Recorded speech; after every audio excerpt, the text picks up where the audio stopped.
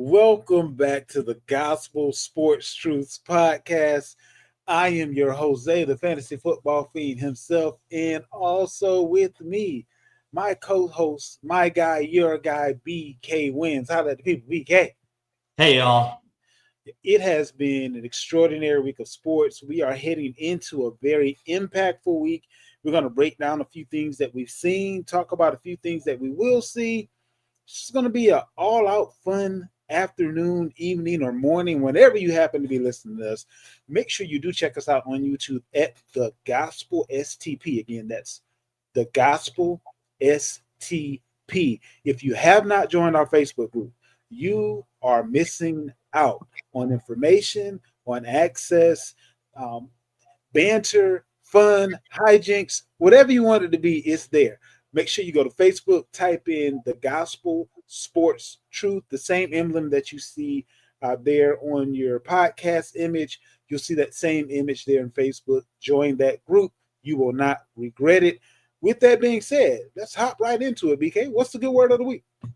Yes, hey, so I want you to talk to me about how do you see the top three teams in the NFL? How would you rank them? Now, let me ask you this. Am I just picking the top three, or am I actually saying the order that I have the top three in? What are the top three you have them in? This feels weird to say. I think Detroit is the best team. I never thought I'd say that like ever in life, but I really think that Detroit is the best team. And second to them, I have Kansas City. My third team may surprise you and a few others out there.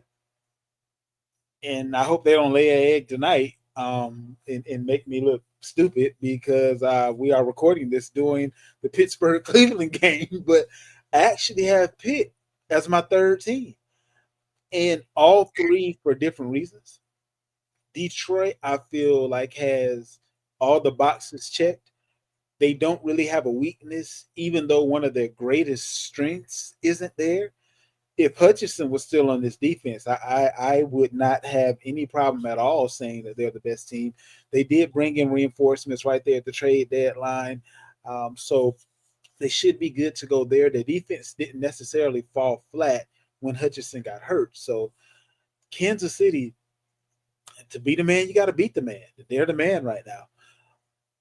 They figure it out. The plus that they have in comparison to the other three, and I'm gonna just go ahead and say, don't hear what I'm not saying. Andy Reid, well, no, it just is what it is. Andy Reid is the best head coach out of the teams there, and they have an offensive coordinator who probably should be a head coach, and still just able to bring it weekly. With Pitt, they don't know how to lose well. They figure it out. Whether higher talent level on other squads, like if they can just stay healthy, they have the formula for their coach to be at his best, and therefore for Pittsburgh to be at their best. Yeah, I think for me, and I can definitely see that for sure. Those are three great choices. For me, my number three team is the Buffalo Bills. They're also a two-loss team in the AFC. Um, they have their franchise quarterback in Josh Allen, who's been, for the most part, pretty good this year. Um, they have the huge win at home over Kansas City to knock them from the ranks of the unbeaten. I have the Bills number, and they're a runaway to win the AFC East. That division's already wrapped up already. So I like the Bills at 3. Your Lions, I have number 2. They're a very, very good football team. If I were to nitpick, I would say that I still need to see Goff play well in postseason games. Um, you know, um, but the team is very good. Make no mistake, they're very good. And then the number one team again, to be the champs, you got to beat the champs. The Chiefs have sleptwalked through the regular season, and they only just suffered their first loss. Like they're not even playing anywhere near their best, and they finally lost a game. So they have the best coach in the NFL. They have the best quarterback in the NFL. I like that team's always going to be tough, and they seem to find a way to turn it on in the second half of the year, particularly the last month. I really, really like the Chiefs to turn it on when it matters most. So Kansas City is my top team. Not mad at that at all. And the term that was in the question right now. So I can't give I can't give I can't put the onus on Kansas City that they're sleepwalking and say that they're the best right now. But I do agree with you that they're sleepwalking through the regular season, and they probably will be the best when it matters. But just because I'm looking at like right now, who is clicking on all cylinders right now? That's fair. Detroit is up there. And I So hope Pittsburgh does. Cleveland just scored. Now it's 7-3, so you kind of have an idea of where we are. It's in the second quarter of the game, and I'm just hoping Pittsburgh doesn't make me look like an idiot before the show even airs. But go ahead. And then Pittsburgh just fumbled the ball, and Cleveland has the ball now too. Oh, and 89% of the public was on Pittsburgh, so there's that too. the good thing is the Browns know how to Browns, and there's a reason why they play 4 quarters and not 2. So plenty of time. You know, Jameis is good for a few turnovers usually, especially in colder weather. So question number 2. So what do you make of reports that Jets owner Woody Johnson had a meeting about benching Aaron Rodgers after the awful showing against Denver, where they only scored 10 points in a loss? What do you make of that?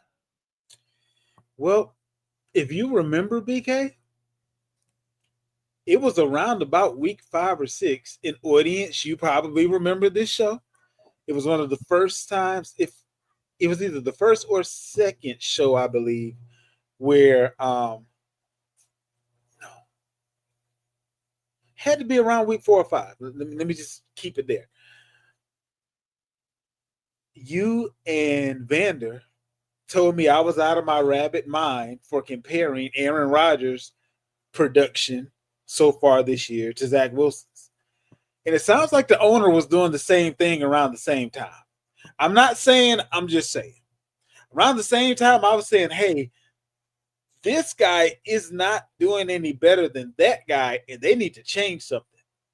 Apparently, the owner wanted to call a meeting at the same time because he didn't quite see what I wasn't seeing either. And yeah, I get. But here's the thing: you don't really have that. I think is Tyrod Taylor there. I mean, you set yourself up where if he didn't do well, it didn't matter because it's his team until it's not. You're paying him too much, and you don't have anybody else on the roster that is, humble opinion, better, even though he isn't doing well. But through the first month of the season, yeah, he was horrible the first month of the season. So I see that, especially from that owner. So you and I have been friends for a long time. So I'm gonna take a shot here.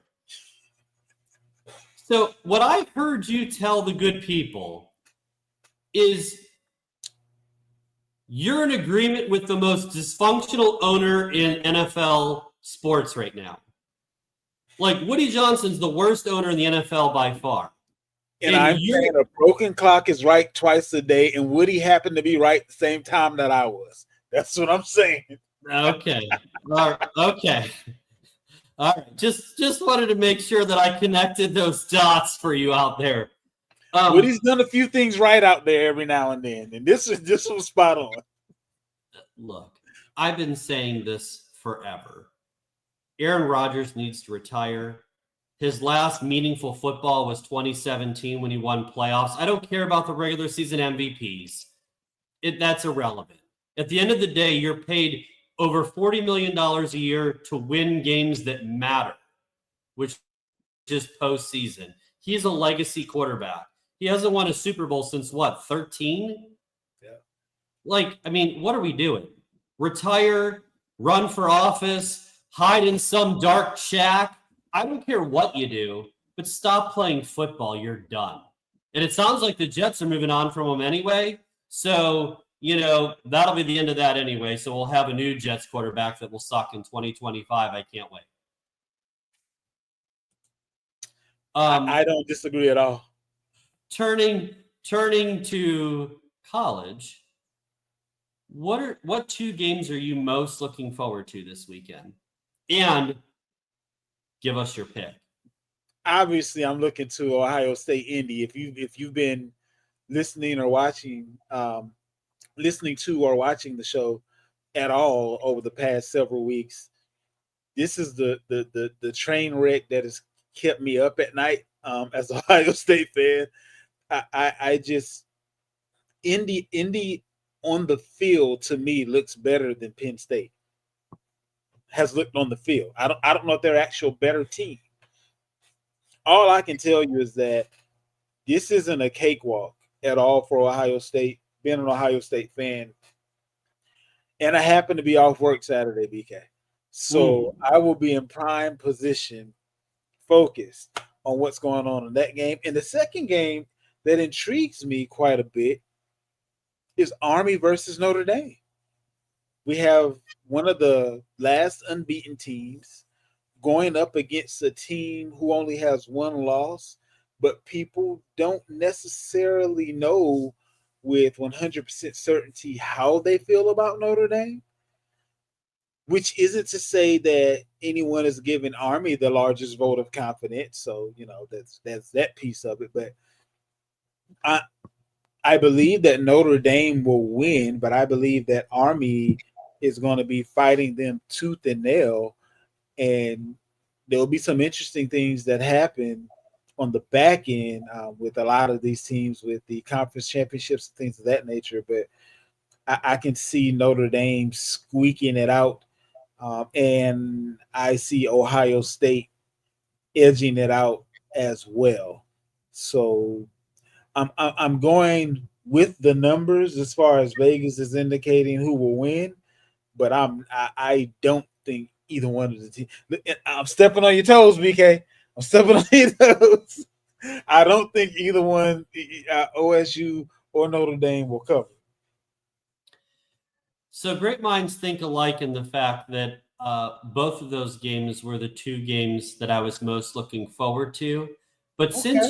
since you took those, and I say that because I think both Indiana and Army will lose, and I think we'll be down to one unbeaten. The Ducks after this week will be down from 3-1. But that being said, because both teams talent-wise, there's a huge mismatch in terms of roster talent. Notre Dame to Army and Ohio State to Indiana. I'll get into a little bit more about those games later. But what I will say, for purposes of now, is that I'll choose two other games. In the Big 12, Arizona State has a huge showdown against BYU.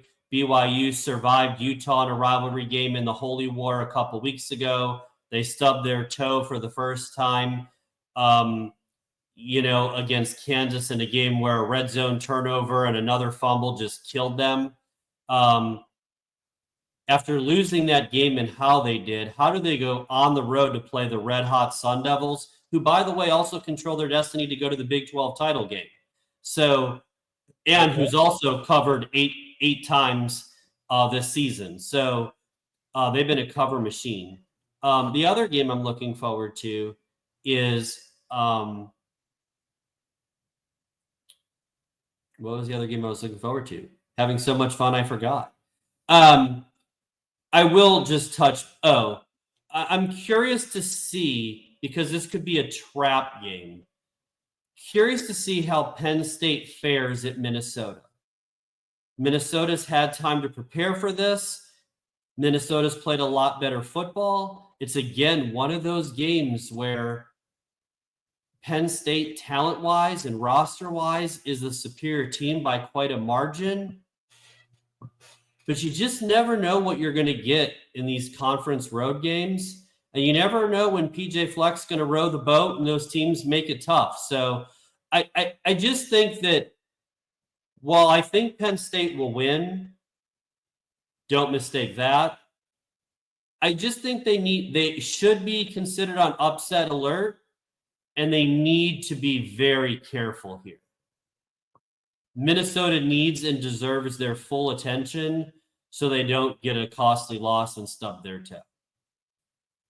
I could definitely see that.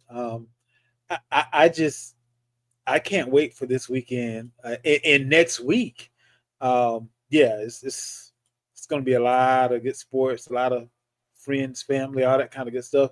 BK, let's go ahead and get into our truth and nothing but the truth. What we got up first? Which NFL team has been the most disappointing this year? For me, I'll have to say by far Cincinnati. I thought they would. I thought they had the opportunity to win the whole thing, barring any major injuries, but they might not even make the playoffs, and that's kind of I didn't see that as being even in the realm of possibilities if there weren't if it wasn't like Chase or Burrow hurt. So it would be Cincinnati. Yeah, so I agree with you. That was the team that I had down as well, is the Bengals for the reasons you outlined. So I'm going to go a different direction and take a team that I love to hammer at every turn I can, which is the Cowboys. Look, while we know that I've said before the season, during the season, throughout the season, that the Cowboys are quietly in rebuild mode, which is why they've not made offseason moves and kept McCarthy and continue to operate in the way that they do. So I won't rehash that. But what I will say is nobody expected them to be competing with the Giants as cellar dwellers in the division. That is something that nobody foresaw. And so to be that bad, and I mean, you look, and the scary thing to me is you look at the talent that they're putting out there across the board, there's not a lot on that roster. It's just a bad team. And they went from a lot of talent to not a lot of talent really quick. So the Cowboys would be to quote you, Zay, my honorable mention pick, since you stole my Bengals. I mean, that happens when you get so caught up in your own press clippings that you don't see the need to improve. And when I say that, as far as the Cowboys are concerned, it's not just talking about this offseason. It's talking about having another set of eyes and ears and a brain in the room that Jerry Jones is as confident as he is himself, because he's made some decent picks over the years, but he's also put himself in a position where, because he believes in his picks so much and he rarely brings anyone in from the outside as a finishing piece, the pieces of the puzzle that don't work out, they have no depth in, and they have no one en route to help out with. So that's just what I've seen. But yeah, completely agree with you. Who's the most underrated college football team right now? So, Zay, stop me when you've heard this before. But I've been riding this express for 6 weeks, and it's not going to stop. They're going to ride all the way to the conference title. That's right. The SMU Mustangs in their first season are the most underrated team. They should be ranked ahead of Tennessee. They should be ranked ahead of Boise State. They should be definitively in the playoffs. They've been really good, and it's their first year in the conference, no less, which is unheard of Normally, there's a huge learning curve, but it also shows you how bad the ACC is, which that also is a story for another day. But SMU, who you got? Well, I'm gonna go with the team that is currently behind SMU, and I'm not necessarily honestly looking at the rankings as much as I'm looking at the ratings, if that makes sense. Mm-hmm. Because when I hear the term underrated, I think about the general public versus the ranking. There's a committee for it, and there's a supposed to be a quote unquote formula, and 1 plus 1 ends up equaling 11 instead of 2. But that's neither here nor there. I'm getting into my rant already. We'll talk about that later. At any rate, I think Colorado is underrated, and I say that because not because of their record, but they filled in a couple of the holes that was necessary to make them a full competitive team, namely that offensive line. They have a good defense. They beefed up the defensive line. They've already had the skill players as far as quarterback, wide receiver, etc. I just, I'll put it this way. This year, okay, I just wouldn't put it past Coach Prime to have his guys coached up enough that if they can win out and they control their own destiny as far as the conference championship is concerned as well, if they can win out and end up getting one of those top seeds, because the top five teams in the ranking, and correct me if I'm wrong, BK, the top five teams in the ranking, regardless of where they were rated at the end of the season, will be the conference champions. Is that right? Correct. So they may mess around and be team number 5 going up against a team that is actually on their level. They might mess around and win a playoff game this year. Like I just I think that they're sneaky good. They aren't, pound your chest because you can stick with the best of the best any given week, but they're sleep on them and you're gonna wake up with a L kind of good. And this thing just feels like it's falling into place. Maybe I'm tripping, but it just feels like it's falling into place for Dion to sprinkle some magic on that first playoff game, and then you have a team and their fans on the sidelines with their jaw hanging out to their chest. That's just what I'm just saying. Well, for those watching out there, you can see my smirk. So all I'll say is I'll talk a little bit more about that game a little later in more detail. But I definitely see where you're coming from. Just going back to SMU real quick, because you touched on a really good point, ratings versus rankings and perception. No, much like Colorado, I don't think is getting the respect they deserve. No one's talking about SMU. Like they're literally Agree? the Yeah. only undefeated conference team in the ACC. Like, how are you not talking about a team that has one loss and perfect in conference play? Like, but nobody talks about them other than me and you guys because I make you talk about them because I brag on them every week. But you know what it is though, BK? People haven't really. People don't know how to feel about them yet. Like we were talking more about App State and Boise State than we were talking about SMU over the last decade. Um, I mean, like most people, if you put up their logo, your casual fan probably wouldn't even know what team it is. Like who? I won't say who because back in the day they had a good squad, but nobody was paying attention to the Colorado Buffs. If you know if your team wasn't in that conference or you didn't live out that way. No, I mean, nobody would be able to name their, you know, quarterback, wide receiver, whomever, unless you're just like deep into the trenches. You know what I'm saying?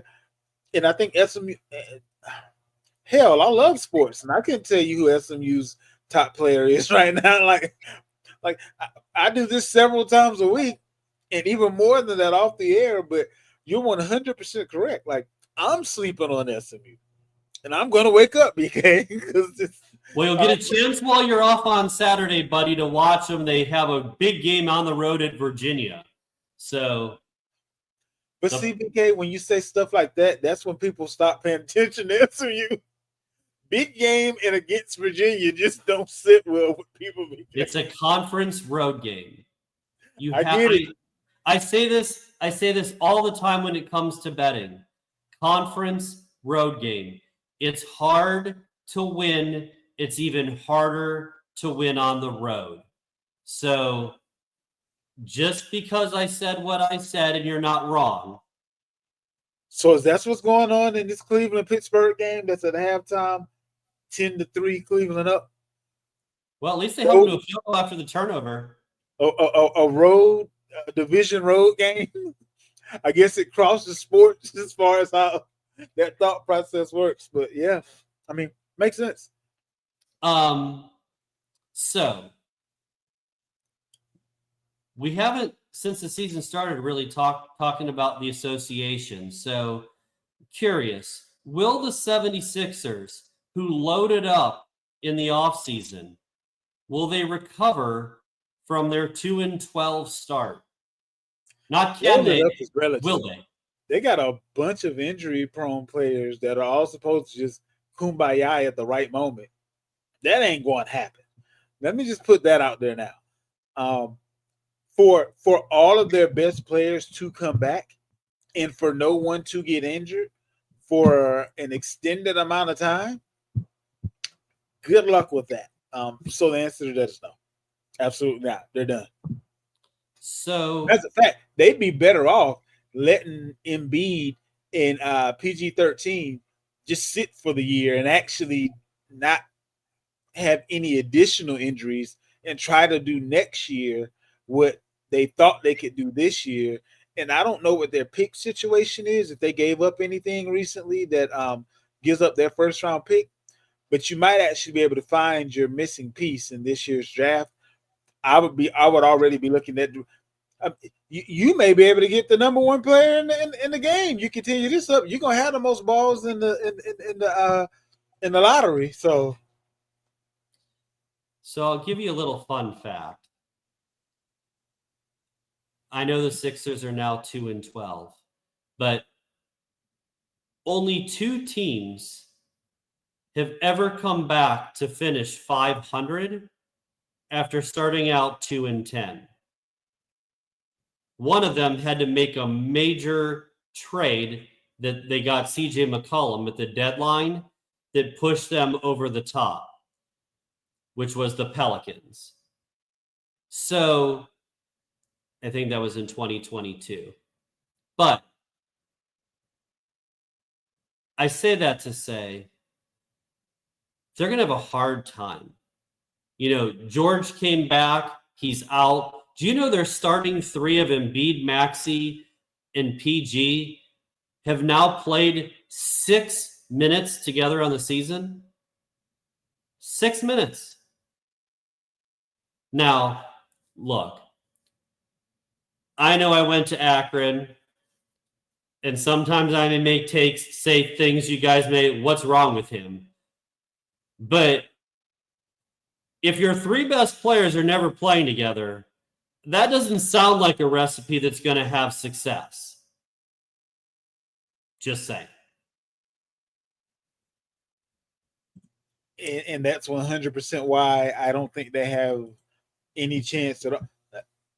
If their best players were playing, they'd be hard pressed to turn it around. But not knowing if they will play, recipe for disaster. Yeah, they're done. Speaking of the NBA, are there any other teams who have surprised you either for good reason or like the NFL Cowboys for the wrong reason? The Cavs, only one loss. Um, they look great with plenty of room to grow. They're just scratching the surface of what this system can be for them once they really truly know it. They're only about 15 games in right now playing in the system. So we had some questions, concerns, and comments when the former head coach of the Cleveland Cavaliers was let go. But that's why we aren't GMs, because somebody saw something and it's working out right. So we'll continue to do what we do. You continue to do what you do. But not only do they now have the talent, but they have the coach that is maximizing that talent. And I saw them being good. I didn't see them having a chance at being all time great for the season. Now, obviously, all time great, you're not even putting in that conversation unless you bring home a ring. That I would say, let's not put the cart before the horse. But barring injury, they have a team that has talent at every position necessary to be effective and efficient come playoff time, which is what you're going to need because you really don't go that far deep into your bench at that point. But who knows? Maybe that coach does. I don't know. But they're looking a lot better than I thought they would, and I give them kudos for that. They made a huge decision, and it looks to be paying off. So I'm going to give you two teams because you mentioned the Cavs. So the Cavs are the easy choice, right? 15-1, just lost their first game to Boston the other night. Um, Much better coaching has made a huge difference. I happen to be someone who is a fan of or approved of the Bickerstaff firing. I felt like he's one of those guys who can kind of like in Detroit. If you give him a team that doesn't have a lot of expectations, he's good at making you a lot better and improving your team. But if you have a team that has serious expectations, he's not the guy to get it done. So, but the other team is the Warriors. I never expected the Warriors to be ascending into the Western Conference upper echelon this year. They've looked really good. They've had a lot of blowout wins. They've been surprisingly good. The teams that have surprised me for the bad reasons, we talked about the Sixers, so I won't spend any more time on them. But the other team would be the Bucks. You know, we talked before about Budenholzer being fired after having won a title there. It's been absolutely a train wreck ever since he's left. That was a terrible decision to let him go. They're still paying for that, and the Bucks are struggling big time. So the Bucks would be. They have the talent to be better than they are. To be well under 500 with the roster they have can't happen. So the Bucks would be my other pick. And you know what, BK, I'm glad you brought them up because you're 100% correct. The thing about that is though, not just Budenholzer. Um, I don't remember his name. Um, but he was the coach that was fired to bring in Doc Rivers. Doc Rivers, and he had a winning record. I want to say he had one of the better records at the time. I cannot remember his name for the sake of my life right now, but Budenholzer was a good coach, and they let him go. But then they let another good coach go just to basically go buy window dressing. Um, but yeah, And to your point, Zay, I say this all the time. Rivers is one of those guys who his motto is does less with more. And he's literally riding the coattails of his one title with us, you know, with the big three that he had with the Celtics. You know, like he won one title forever ago, and all of a sudden he gets all these jobs. and then runs these teams into the ground and under delivers. Like, I don't understand why he keeps getting a job. And it's Adrian Griffin. That's his name. Um, he had them in a much better position, but apparently the players didn't like him. So I mean, So does that tell me they'd rather lose than have a better coach? basically, Okay. it sounds like they'd rather lose than have a coach that rubs them the wrong way or pushes them in a way that they aren't comfortable with. But that's kind of where we are in society. I don't want to just be the best. I want to feel good in route to it. Like it's just sometimes in order to be the best, there's some abrasiveness that is necessary. Aggravation is normally the motivation to elevation. So Well, and one of the things that like I say and things that I do say is one of my phrases is the standard, right? You know what, and your standard is different depending on who you are, your goals, your backgrounds, prior experiences, expectations, all those things. But your standard needs to be the standard. So if Griffin's standard was A, this team needed to follow A unless there was a reason not to. And there wasn't, to my knowledge, a reason not to follow what he was saying. So, but you have to have a standard of excellence. You just can't. It drives me nuts.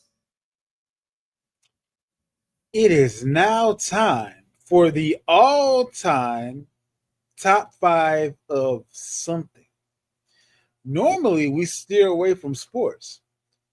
This week, and maybe for a few weeks, you never know. We may make a little run of this. But we have best NFL running backs. BK. Number 5 is who?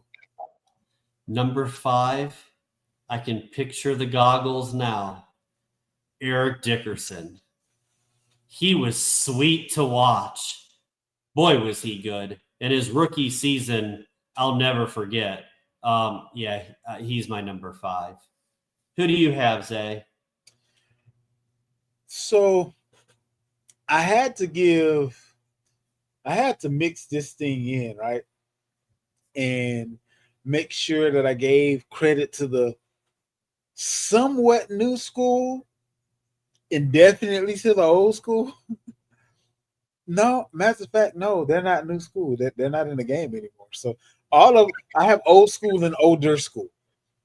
Number 5 on my list, LT, LaDainian Tomlinson. When you look at the guy that can do your 3 yards in a cloud of dust, the guy that can be your scat back, the guy that can catch the ball out of the backfield, he was a cure for whatever ails you. Whatever you needed him to do, he can get out there and do it. So for me, number 5, I had to put LT, LaDainian Tomlinson. I'm all for it. My number 4, we talked about the Lions earlier. They may or may not have had a running back who had a pretty decent career, Mr. Barry Sanders. A little bit. What always amazed me about Barry is he would have 25 carries in a game, and it would seem like 22 or 23 would be for like 2 yards or less. But those 2 or 3 runs that he got were game-changing, electric, long runs that changed the game. And Agreed. you just never knew when he was going to bust one. And so it made him absolutely a thrill to watch. So it's Barry number 4. You'll hear him on my list, but it might take a little bit to get to him. With that being said, RB number 4, Adrian Peterson. This man is Wolverine. Like he had injuries that put people into retirement and came back from them faster than anyone else in NFL history. Like this was just his modus operandi. This is what he did consistently. And he was one of the last of the Mohicans, right? He was one of the last old school running backs that was also new school. What I mean by that is if you needed him to take 25, 30 carries, okay, cool. I can do that. But if you needed him to just come in when you needed him to, catch the ball a couple of times when you needed him to, break something open when you needed him to, he could do that as well. Uh, with him, the NFL kind of went from run first to pass first. So some of the records and things of that nature that the older school guys may have, completely different NFL at that point. Not saying that it was easier. Don't hear what I'm not saying, but the more bites you have at the apple, the more times Emmett, for instance, had the ability to get to the 23rd or 24th run to break off the big run. A lot of these guys are the newer guys now are getting 10, 12 runs and hoping to break off what Emmett might not have gotten to until run 18, 19. So, you know, I'm just saying, just putting that out there for context. But Adrian Peterson is my number 4 guy. I love it.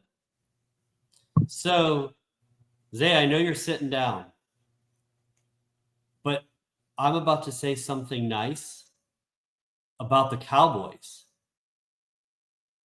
Okay. My number 3, you mentioned to him in your number 4 at some point. Number 3, all-time great, Emmitt Smith. Huh? He was an outstanding running back for the Cowboys. Anchored 3 Super Bowl wins. Just a stud running back. And most importantly, he knew how to find the end zone, which definitely help them get a lot of wins. So Emmett, number 3. Who you got? Number 3 for me, Walter Payton. Again, old school guy, Ford tough.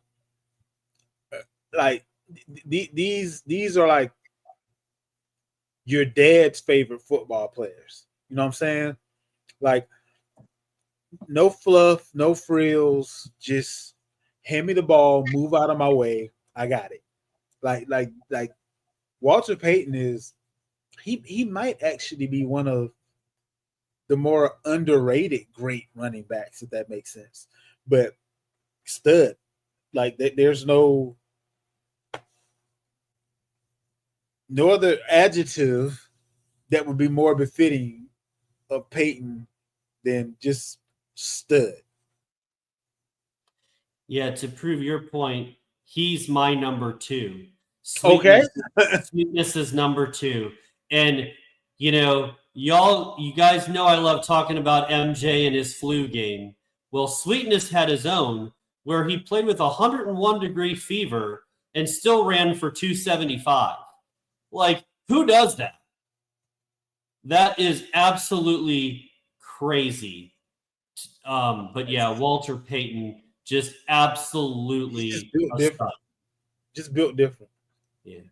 And our last two kind of cross a little bit. My number 2 is actually Barry Sanders, and we both had the same number 1. So Barry Sanders. Okay, so there are records, there's longevity, and then there's who's the best at their job, right? I don't necessarily have to be in a position where I've done the job longer than you if during the amount of years that I did the job, I was better than you at the job.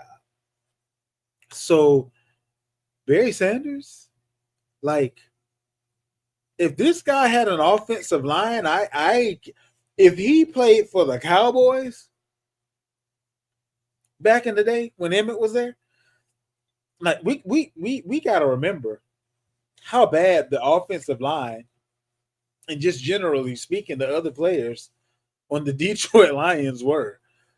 And this guy literally by himself made a team relevant. Like people showed up for him. People like he was the human joystick before there was a joystick. Like so that's that's how I look at Barry Sanders. Like there's nothing that he had the power, he had the agility, he had the dexterity, he had the speed, the quickness, the shiftiness, the suddenness that's necessary. Like he could do it all. So yeah, Barry Sanders is my number two, and both of us have the same number one, which is who, BK? Well, just to piggyback what you said, the thing that was amazing about Barry is, to your point, not a good offensive line, not a lot of offensive weapons around him. Everyone knew they were going to run the ball, and he still was able to be an all-time great. Number one, this is the truth. And both number two and our number one guy were able to walk away on their own terms, Yeah. which at their peak powers, which is rare to do. There, make no mistake, there is nobody who's ever stepped on an NFL field who's been a better running back than number one, Mr. Jim Brown. He is simply the best. No flaw in his game. Like no comparing his game to anybody. I mean, like I would say he was the Michael Jordan of running backs, but in comparison, he was better than Jordan. Like he's like I can't. Okay, let me put it this way: if you compare LeBron, Kobe, Jordan, all that kind of good stuff, fun conversations everyone has. That even some people have thrown a just for giggles a Tim Duncan into the conversation, a Kareem, a Bill Russell, whoever, however that basketball pantheon goes. There's a logic to how you feel about what you feel. I haven't heard very many people articulate an argument that would even come close to anything other than Jim Brown being number one. I haven't heard a valid argument for someone else to be number one over him. Agreed. You don't really run into that in many sports where no one even they're just like, yep, you're right. That doesn't happen very often in sports, but in football, in the running back position, as it pertains to Jim Brown, the only way you don't think he's number one is if you're too young to know who he is. That's the only way. That's literally the only way. That part. And that wraps up our top five all-time best NFL running backs. Let's go ahead and hop into BK's corner with the best bets. BK wins. Holla at the people. All right. So, last week was rough in the NFL. We lost for the first time, I think, in a month. So, but, nothing lasts forever, I guess, except the win. So we're going to do better this week. Here it is. In the NFL, the one straight-up game I have, the Eagles -2. Take the Eagles -2. I did have a play on the Pittsburgh Browns game, but because it's going on during this, and you guys won't see this till tomorrow when the game's already happened, I'll leave that play out. But so the Eagles are the one NFL play -2 on the road. Teasers, Chiefs -4, Washington -4. The Houston Texans down to -2. And the Broncos money line against the Vegas Raiders. The Broncos have been really good lately. A solid effort over against the Chiefs on the road, which they should have had. And then the beatdown that I told you would happen against the Falcons, the Broncos there. College teasers, Buckeyes -5.5, because at the time it was 11.5. Now it's 13, depending on where you look. Ole Miss -4 at the Gators, and Penn State -5.5. As far as straight up bets, we talked earlier. I told you these were coming. Arizona State, they've been a cover machine. Give me the Sun Devils -3 at home. Big game against BYU. BYU, again, suffered their first loss. Teams like Iowa State, Navy, they stumbled after they lost their first game more than a game. Pitt lost 2 in a row after being undefeated. So I think BYU is in a tough spot. They have to go on the road against, I think, a better team. Not the better ranked team, but the better team at home. Give me the Sun Devils -3. Also, Zay, you were talking about the Buffaloes earlier, and give them a little love and sugar. And, I'm going to give them some dollars too. Colorado -2.5 at Kansas. The thing to me is Kansas has played a lot better the last month. Daniels is healthy and been playing better, but you always have to wonder, will he stay healthy? He seems to get hurt a lot, and I just wonder if this is the game he gets hurt. You never bank on that when you're betting, but it happens so often you have to enter that into the equation. But look, as well as Kansas is playing, Colorado's loaded up on the offensive and defensive line, and Kansas's pass defense is bad. By the way, what does Colorado do best? Oh, wait, they throw the ball. It's just a bad matchup for Kansas. I like the Buffs to win this one by somewhere at least 7, if not more, but they're going to win on the road in Lawrence, Kansas. The good news for the Jayhawks fans, at least you got college basketball going, so you know you got a good season going there because your football season's done. The other game, A&M, the Aggies on the road. Tough spot at Jordan-Hare against Auburn.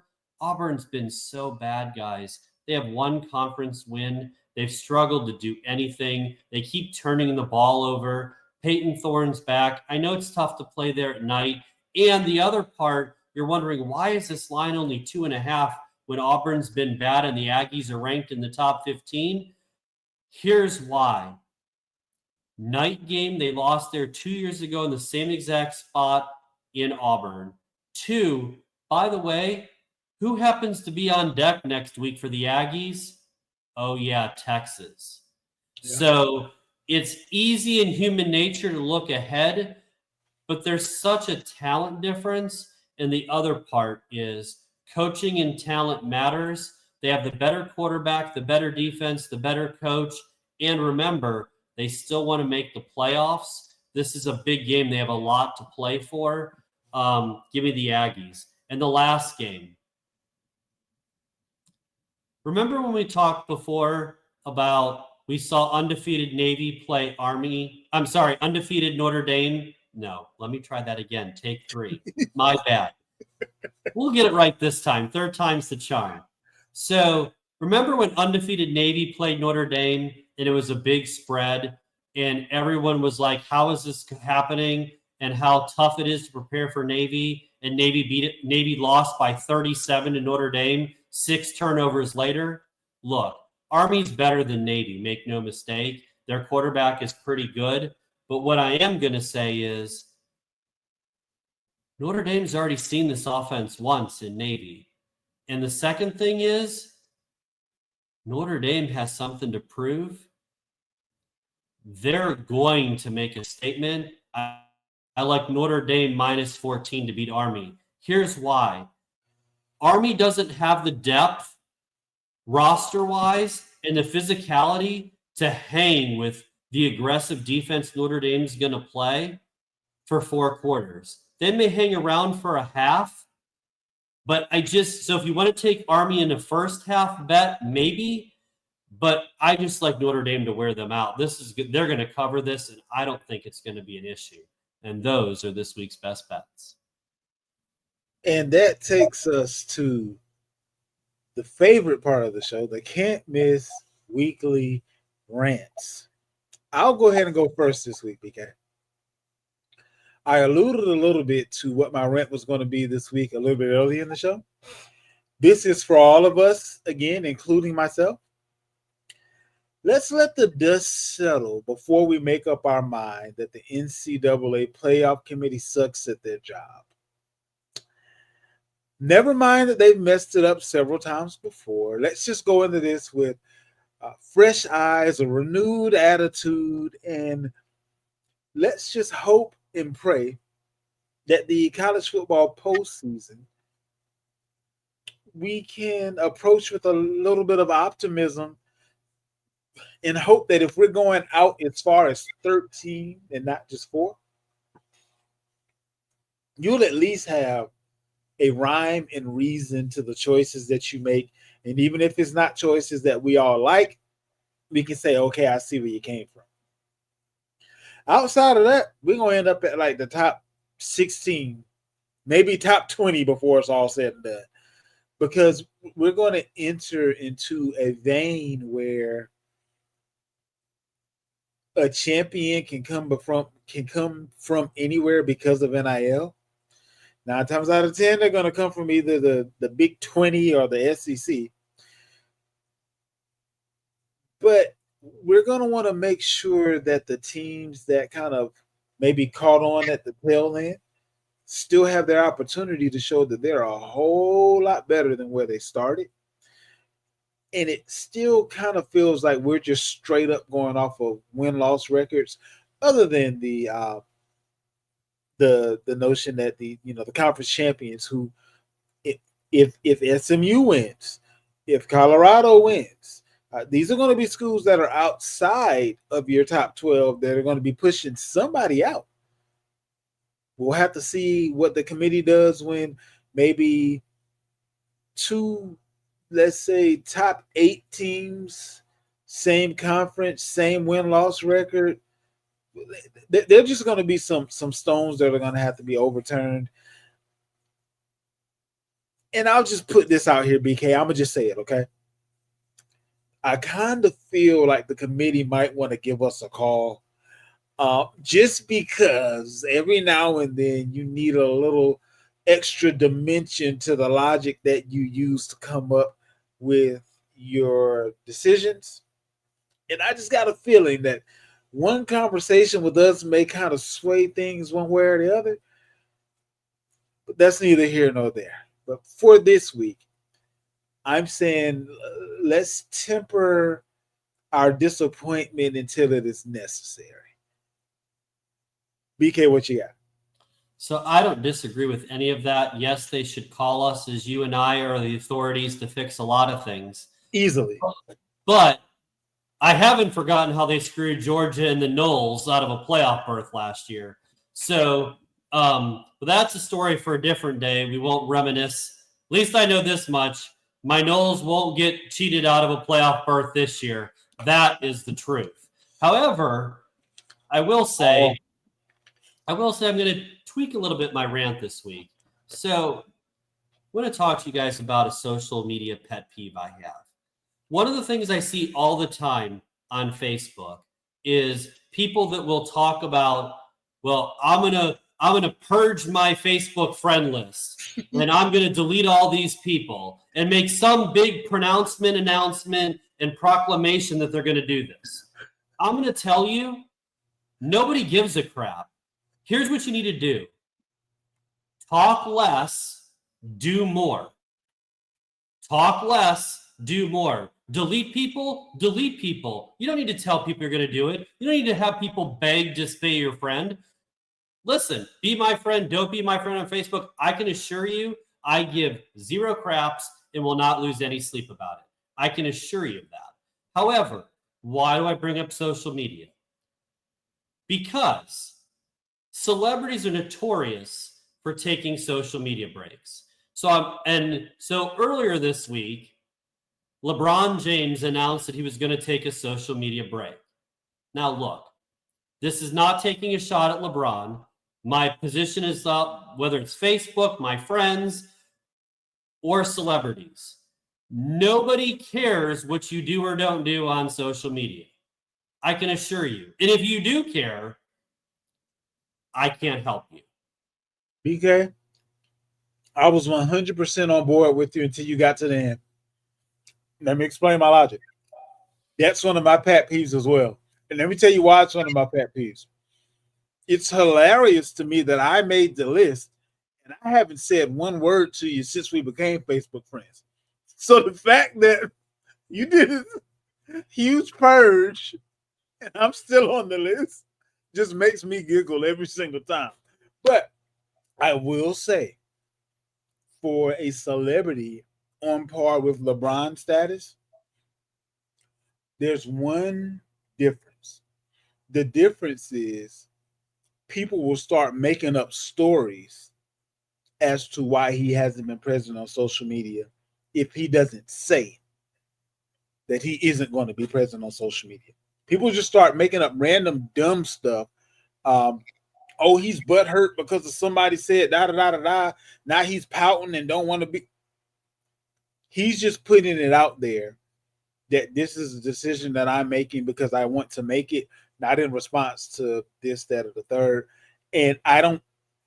It's sad that people of his caliber, as far as popularity is concerned, have to do that.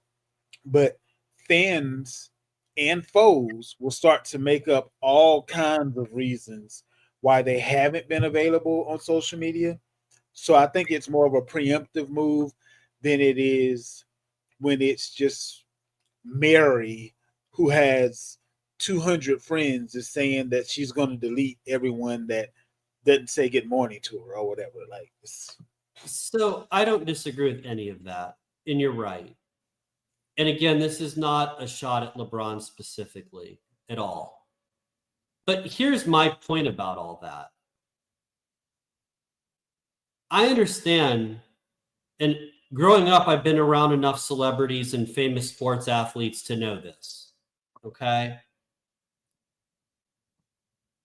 At the end of the day, it goes back to what I said before. Your standard is your standard, and stay true to yourself. I'm not worried about what anyone else says or does. No matter what you do, people are going to say what they're going to say, whether you're on social media or not. People would be better to worry about focusing on what they're doing versus worrying about what you're doing. It's always easy to throw stones at someone else, and because you know why? It's misdirection. We're going to misdirect you from all my flaws and focus on the one or two things we don't like about you. How about you clean up your own backyard? Let's do that. Leave LeBron alone. He takes a break. He takes a break. Let him do it. If Beyonce wants to take a break, she can take a break.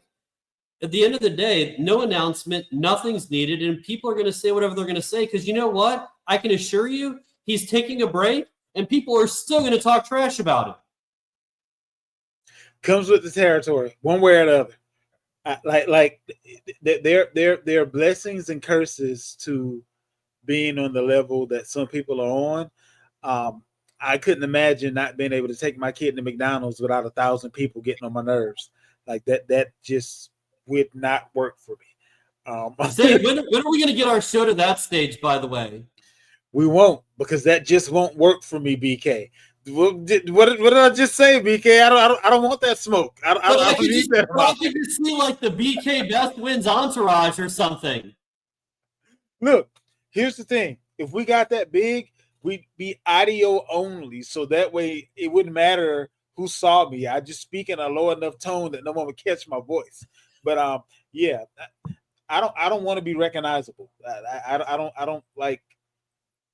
don't like people just approaching you because they think that they can. Because no, it's just a whole nother level of issues that come with that level of notoriety. Um, but yeah, I don't know, man. I don't think I could do it. We'll have to deal with that when we get there. So I'll have some professional help to bring me along because we're going to get there. So that's just inevitable. But when we get there, I'll be prepared. I won't hold you back, BK. That's what I'm saying. Okay. I appreciate that. Well, we'll have our best people on the case. We'll start vetting security now. And you guys, Tuesday will be the only show, excuse me, the show that comes on Wednesday that we record on Tuesday will be the only show next week. We're going to try to work in a few different things in there so that way you kind of get the best of, if you will.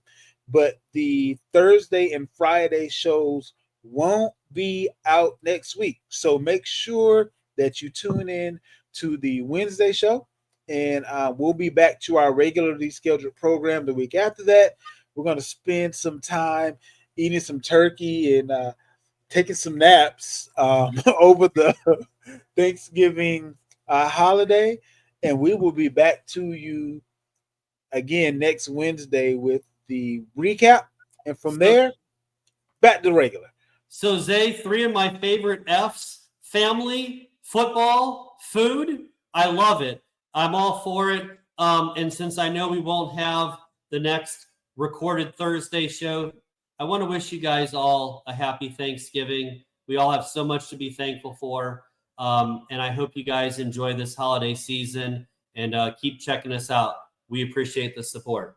Absolutely, BK. And my friends, that is the truth and And nothing nothing but but the the truth. truth. We'll see y'all later. Later, y'all.